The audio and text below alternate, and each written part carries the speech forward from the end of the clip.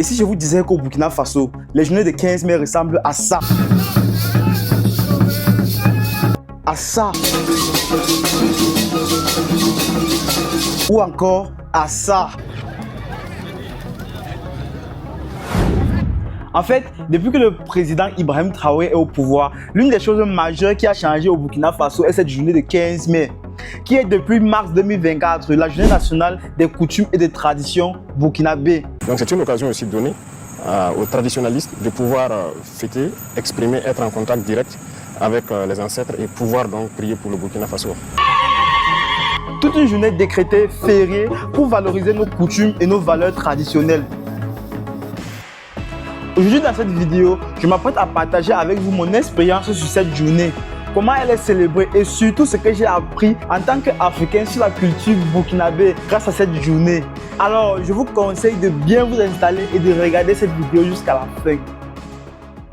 Alors, salut la famille, j'espère que vous allez bien. C'est encore moi, c'est votre fils, c'est votre frère Ulrich. Alors, comme je le disais, l'une des choses qui a changé ici au Burkina Faso, depuis que le président Ibrahim Traoré est au pouvoir, en fait, c'est cette journée de 15 mai, qui est une journée fériée sur toute l'étendue du territoire national, décrétée aux coutumes et aux valeurs traditionnelles burkinabées. Alors, mon expérience avec cette journée commence à partir du 14 mai. Comme vous le savez tous, je suis au Burkina Faso dans le cadre de promotion. Je partage avec vous tout mon quotidien, le quotidien du Burkina Faso. Et bien ce jour, j'étais tranquille chez moi, en train d'éditer nos vidéos, quand soudainement, je reçois un message.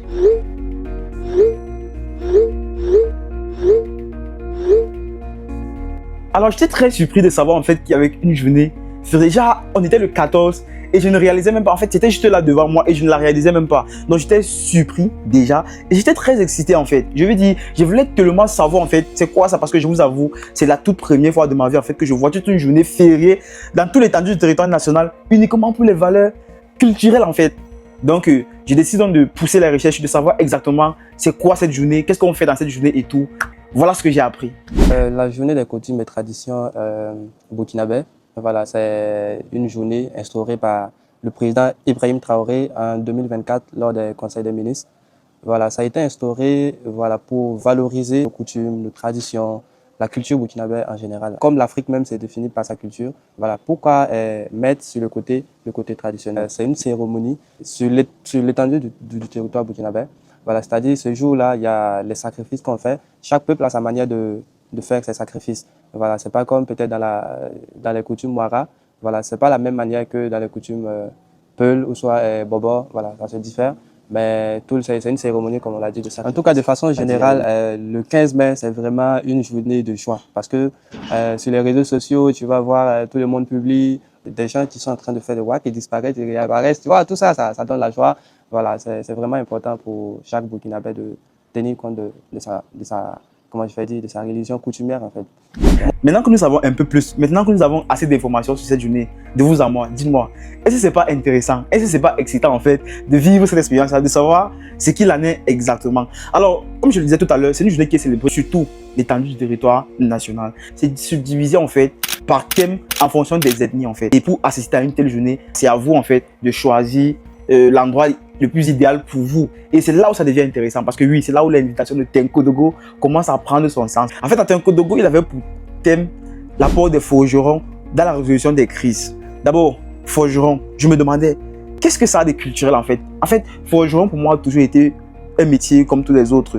Donc, j'étais en mode culturel, forgeron, bah, n'est-ce pas excitant? En plus, on parlait de la rencontre des plus grands forgerons d'Afrique. Voilà, donc j'étais tellement curieux que je me suis dit, voilà, allons à Tenko Dogo pour découvrir ce qui se passe. Ouais, donc on y va. Elodie, on part où? On va partir à Tenko Dogo. Tenko Dogo. Oui. Voilà. Donc on dit quoi? Bon voyage à nous. Bon voyage. Tenko Dogo est une ville située dans la région du centre-est au Burkina Faso. Elle est à 185 km de Ouagadougou, donc nous avons fait environ 4 heures de voyage. Malheureusement pour moi, nous sommes arrivés dans la nuit. La famille, je ne sais même pas si vous arrivez à nous voir. Donc on vient tout juste d'arriver à Tenko Dogo. Après, bon, c'était prévu pour 3h30, mais on a fait 4h15 minutes exactement, parce que là, il est 19h15. La première impression que j'ai, je sens qu'il fait plus beau temps par ici. Il fait plus frais, léger. Ouais, il fait plus frais, léger, ou bien c'est pour ça que c'est à la nuit.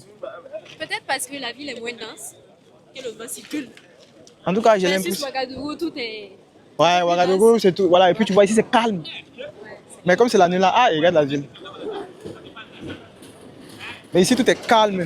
Waouh. Et on a coupé la lumière. Cette ville de Tenkodogo est tout simplement magnifique. Même sans la lumière, on pouvait s'en apercevoir.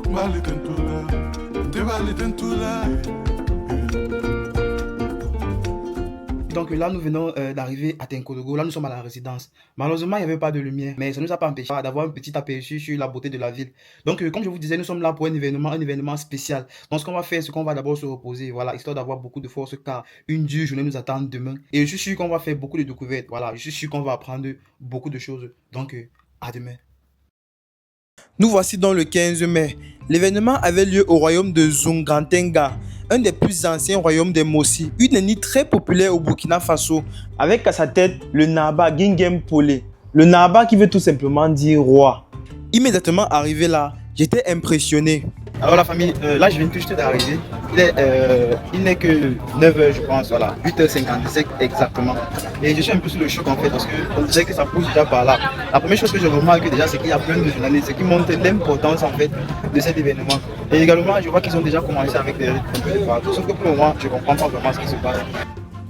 Je constatais également une grande ambiance, mais purement traditionnelle, ce qui était tout à fait normal vu l'événement. Je remarque quelque chose d'assez particulier. Un fourneau géant, quelque chose de généralement très utilisé chez les forgerons, mais celui-ci était géant et c'était là que tout se passait. Ils appelaient ça l'hôtel de la forge. Donc c'est là derrière moi en fait que tout se passe exactement. Donc là on a l'hôtel de la forge.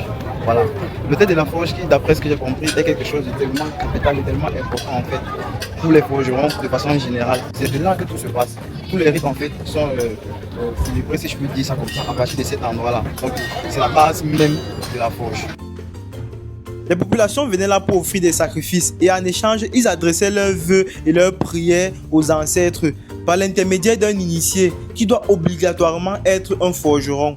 La puissance du forgeron se trouve dans le haut fourneau, comme vous le voyez. Ces rituels-là sont là pour nous connecter avec le grégor, avec l'énergie primordiale. Également, il y avait plein de forgerons qui étaient à l'œuvre, à transformer des outils comme ils ont l'habitude de le faire. C'est tellement une démonstration de leur travail. J'essayais de comprendre ce qui se passait, mais à l'heure là, tout le monde était occupé ou concentré à faire quelque chose. Soudainement, tout le monde se dirigeait vers un seul endroit. En fait, c'était la sortie du chef. Ah, famille, en fait, c'est incroyable en fait ce qui se passe là. Vous voyez, tout le monde est en train de courir dans le présent. En fait, là, c'est l'arrivée du chef, voilà, le grand chef de la localité.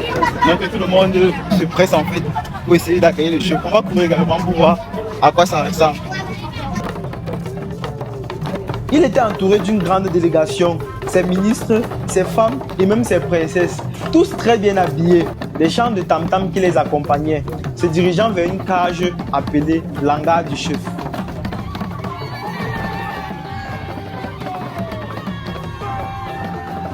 Donc là nous sommes dans la chefferie, en fait, dans la grande chefferie de la localité.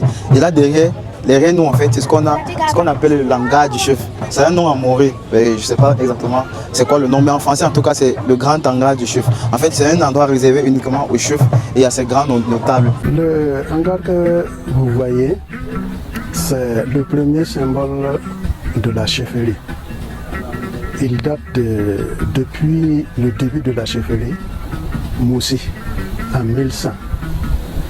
Il représentait tout le royaume, sa constitution, sa forme, représente tout le royaume, l'organisation même de la chefferie dans le royaume de Zungantenga. Donc les bois que vous voyez, c'est en fait tous les chefs du royaume nommés ici. À cet endroit-là, c'était le griot du chef qui jouait de la musique. Une musique, semble-t-il, très codée qui ne peut être interprétée que par les initiés.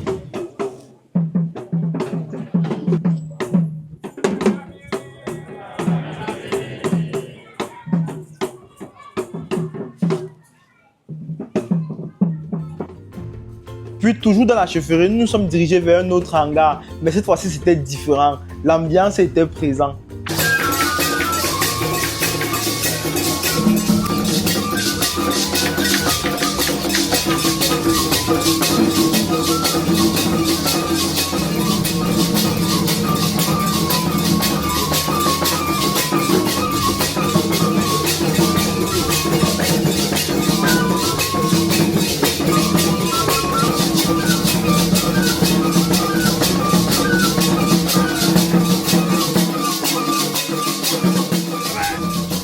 La danse que vous êtes en train de voir s'appelle le Warba.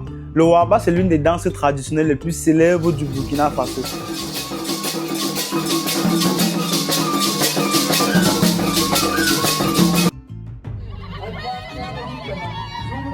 C'était donc officiel, la cérémonie venait de commencer.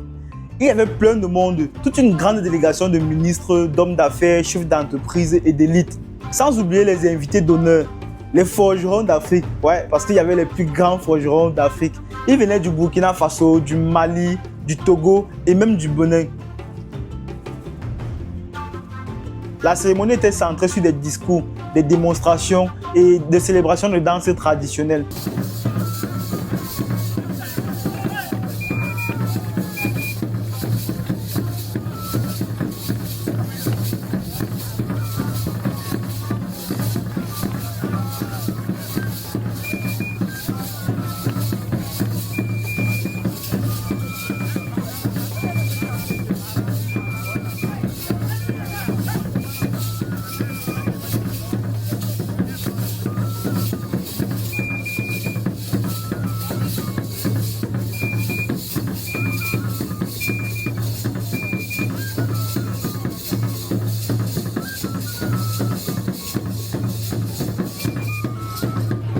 Ma plus grande préoccupation à ce moment-là était de savoir c'est quoi exactement un forgeron. Moi, c'est Soumaoro Bamaranam. Je suis chef coutumier malien. Je suis là pour représenter la famille Kanté au nord de Soumaoro Kanté, en tant que descendant de Soumaoro Kanté, l'empereur de l'Empire Sosso. Bon, quand vous me dites c'est quoi les forgerons, je dirais plutôt c'est quoi les Noumou. Parce que Noumou, c'est ma langue. Mais forgeron, ce n'est pas ma langue, parce que dans ma langue, le noumou, ce n'est pas que le fer, ce n'est pas que taper le fer. En fait, taper le fer existe dans la forge. Mais je dirais que ça, c'est peut-être 15% de ce que les forgerons font. Parce que le forgeron est en fait le gardien de la société secrète. Le forgeron est le conseiller du roi. Le forgeron s'occupe un peu de tout ce qui est côté spirituel. Le forgeron s'occupe de l'entité suprême de la forge. C'est ça le commandement, le haut commandement de la forge. Et il n'y a pas de roi sans forgeron. Il n'y a pas de village sans forgeron. Il n'y a pas de vie sans forgeron parce que tout ce qu'on touche, les ustensiles de cuisine de nos mamans, et la circoncision, comme vous le savez, excusez-moi du terme, en même temps, le traitement, la médecine traditionnelle, c'est la forge. Et aussi la protection de la faune et la flore, c'est la forge. Les militaires aussi, c'est la forge parce que la logistique, c'est la forge. Les armes, etc. Et les antipoisons, etc. La liste est longue. Je réalise donc en ce moment que le forgeron, c'est plus que ce que je ne pensais, c'est plus que ce que j'ai l'habitude de voir. En fait, c'est quelque chose de purement spirituel. Et au-delà de ça, il nous accompagne dans pratiquement toute notre vie quotidienne, que ce soit en cuisine, en agriculture, en armement et même dans le domaine de la santé. Car oui, le forgeron également peut être considéré comme un praticien, un médecin traditionnel, voilà. Donc c'est quelque chose de vraiment très sacré. De façon simple, il est considéré comme un médiateur. Et dans la culture africaine, il joue un rôle très important en fait dans nos royaumes. Son apport donc dans la résolution des crises, c'est quelque chose de carrément indispensable. Nous, notre rôle d'abord ici, c'est quoi? C'est dire d'abord merci aux autorités burkinabées, à commencer par son Excellence au capitaine Ibrahim Traoré, et merci au général Assimi Goïta, merci au général Tchani du Niger, vive AES, et pour dire que c'est toute l'Afrique qui est représentée ici. Il ne faut pas que les gens pensent que nous, on regarde les frontières. Parce qu'entre les forgerons, il n'y a pas de frontières. Aujourd'hui, on est là, c'est pour dire gloire et honneur aux ancêtres.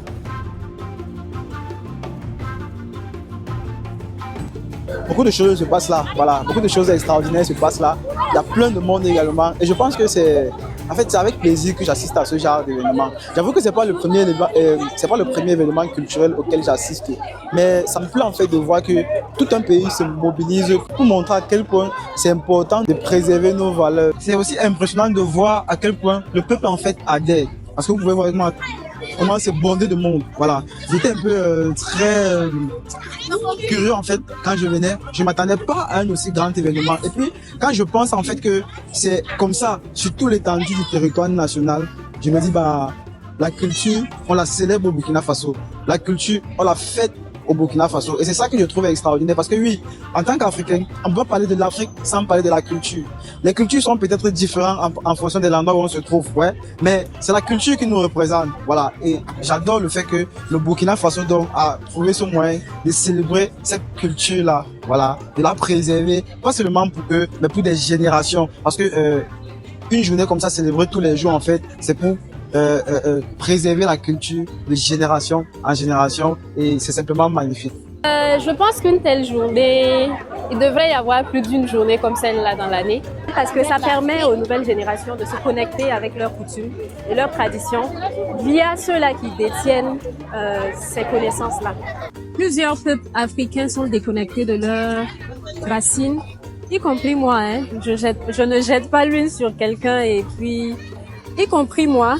Et parfois, on n'a pas de plateforme, d'opportunité, de lieu. On ne sait pas où aller chercher cette connaissance-là. Et donc, quand on met en place, quand on décide d'une telle journée, ça a l'air c'est juste une journée, mais c'est très, très capital. Parce que les enseignements, les conférences qui sont faites, les personnes qu'on rencontre, les actions qui sont menées, les sacrifices, tout ça, ce sont des choses qu'on ne comprend pas et c'est l'opportunité de poser des questions à ceux qui savent ce qu'ils sont en train de faire et de comprendre. Et surtout de comprendre, pas pour juger, parce qu'à la base, on peut juger sans comprendre. Mais là, on comprend pour finalement être plus cultivé et apprécier davantage la valeur de nos coutumes et de nos traditions. En tant que Burkinabé, voilà, je trouve ça normal, je trouve ça essentiel même, voilà, de valoriser la culture burkinabé, les coutumes, parce que tout ça c'est pour mémoriser, parce que la génération présente, voilà, c'est pas tous qui connaissent ce que c'est les coutumes de leurs ancêtres, tout ça, ils ne connaissent pas. Donc ce moment c'est une opportunité, voilà, pour les Burkinabés, voilà, de valoriser, de montrer l'importance de ce côté traditionnel-là à cette nouvelle génération. Je remercie vraiment le président Ibrahim Traoré, voilà, pour cette belle initiative qu'on doit applaudir. C'est vraiment important parce que voilà, si on laisse, si on n'instaurait pas ça, parce qu'il y a d'autres même qui savent pas ils oublient en fait le côté animiste et tout ça. Donc c'est vraiment important de montrer au territoire, voilà, toute l'étendue du Burkina Faso, l'importance de la culture, voilà, de la tradition. Voilà, c'est vraiment important. Donc, merci à lui. Voilà. Donc, le 15 mai au Burkina Faso, c'est une très grande journée. En plus d'être une journée de fête, c'est d'abord une journée d'enseignement. Et ça, même les enfants me l'ont montré. Ouais, j'ai mes compagnons aussi, voilà. Donc, ce sont voilà, mes frères et sœurs. Oh, ils m'étouffent même. Voilà, mes frères et sœurs de Tinkodogo. Est-ce que vous voulez dire quelque chose? Oui. Qui peut d'abord nous dire en fait ce qui se passe ici? Qu'est-ce qu'on organise ici? Qui peut nous dire? Toi? On organise, aujourd'hui c'est le 15 mai 2025, on organise la journée de tradition et coutume pour rendre hommage aux ancêtres et les remercier de ce qu'ils ont fait de bien pour cette année. Waouh. Qui peut nous dire ce qu'il a appris depuis que ça a commencé? Toi, voilà. On a regardé, on est parti, on a vu les chevals du chef. Ouais. Ensuite, on est parti, on a vu des tortues. Ensuite, on est rentré, on a vu les danses, les gens qui dansaient. Ensuite, on a vu le roi.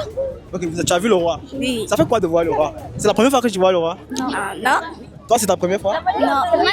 Toi, c'est la première fois que tu vois le roi? Qu'est-ce que ça te fait de voir le roi pour la première fois? J'étais contente de voir le roi parce que je ne l'ai jamais vu. Ok, tu ne l'avais jamais vu, donc tu étais contente. Et toi? Moi aussi, j'étais contente parce que c'est ma première fois de venir ici pour participer à cette journée. Ok, c'est la première fois que tu participes à la journée. C'est la première fois. Donc, c'est quoi après avoir participé à la journée la première fois, qu'est-ce que tu penses en fait de cette journée? Je pense que cette journée va apporter la paix au Burkina Faso. Je pense que cette journée a permis de retourner à nos traditions pour qu'on puisse voir comment ça se passait avant. Et nous avons appris que nos ancêtres ont fait beaucoup de bien pour nous, pour que nous puissions être là, tout joyeux. Là, j'ai une question. Qu'est-ce que vous pensez de nos traditions? On pense que notre tradition, c'est bien. Ouais. Donc tu penses? Je pense que cette tradition a été meilleure et excellente pour nous. Donc est-ce que vous pensez qu'en tant que des enfants comme ça, là, est-ce que vous pensez qu'on devrait respecter nos traditions à la règle? Oui. On doit respecter notre tradition. Donc tu penses qu'on doit respecter nos traditions à la règle? Oui. Donc si je retiens quelque chose en fait, les enfants, quel qu'en soit que vous êtes, si vous êtes des Africains, vous ne devez pas négliger vos traditions parce que c'est très important. Oui. Si on est d'accord, on dit tous oui à la caméra. Oui. Donc la famille, nous voilà donc arrivés à la fin de cette vidéo. Voilà, je pense que les journées du 15 mai comme ceci devraient être un exemple pour tout le continent africain. Voilà, je pense que les pays africains devraient tirer exemple de ce qui se passe ici au Burkina Faso afin de mieux valoriser, afin de mieux célébrer nos cultures. Parce que voilà, l'Afrique se définit d'abord par sa culture. Et nous voyons ensemble à quel point de journées pareilles peuvent être de journées remplies d'enseignements. Donc la famille, c'est tout ce que j'avais prévu pour vous aujourd'hui. J'espère que vous avez adoré la vidéo. Si ça a été le cas, on partage. Et oui la famille, on partage la vidéo pour que d'autres personnes puissent en profiter. Et pour ceux qui ne sont pas encore abonnés, vous attendez quoi? Allez, on s'abonne et puis on agrandit notre magnifique famille. Donc la famille, on se prend à les prochaines vidéos. Ciao, ciao.